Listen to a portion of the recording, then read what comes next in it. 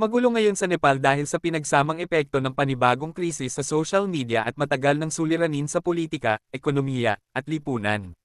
Noong ika-4 ng Setyembre taong 2025, nagpasya ang gobyerno na ipagbawal ang paggamit ng 26 na malalaking social media platforms tulad ng Facebook, Instagram, YouTube, X, Twitter, WhatsApp, at Snapchat.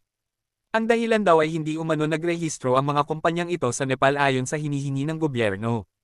Ngunit para sa maraming mamamayan, lalo na sa kabataang henerasyon o Gen Z, ito ay malinaw na anyo ng censorship at dagdag pasanin sa kanilang kalayaan sa pagpapahayag.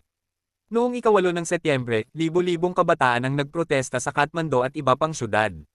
Sumugod sila sa harap ng parliament at iba pang mga gusali ng gobyerno. Dahil dito, gumanti ang mga awtoridad gamit ang tear gas, water cannons, rubber bullets, at kahit live ammunition. Ang resulta, hindi bababa sa 19 ang nasawi at daan-daan ang sugatan.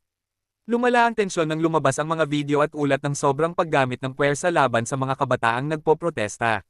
Sa gitna ng lumalakas na galit ng publiko, napilitang magbitiw sa tungkulin ang Home Minister na si Ramesh Lekhak. Nang makita ng gobyerno na lalo lamang lumalala ang sitwasyon, inalis nila ang ban sa social media.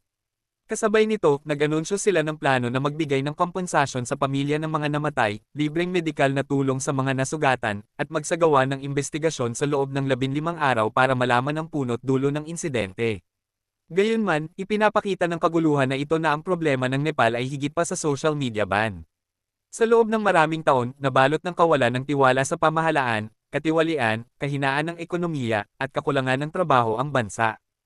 Ilang buwan bago ito, nagkaroon din ng malalaking kilos protesta mula sa mga guro laban sa bagong education bill hanggang sa mga grupong pro-monarkiya na humihiling ng pagbabalik ng hari. May dagdag pang problema ang bansa sa kalikasan at ekonomiya, gaya ng mga pagbaha, kakulangan ng tubig sa ilang lugar, at kawalan ng matatag na sistemang pinansyal. Sa kabuuan, ang kasalukuyang kaguluhan sa Nepal ay sumiklab dahil sa social media ban, ngunit ang ugat nito ay ang matagal ng sama ng loob ng mamamayan laban sa gobyerno, kawalan ng tiwala, at kahirapan ng lipunan. Ang mga protesta ng kabataan ngayon ay naging simbolo ng mas malalim na panawagan para sa pagbabago, hustisya, at mas malinaw na direksyon para sa kinabukasan ng bansa.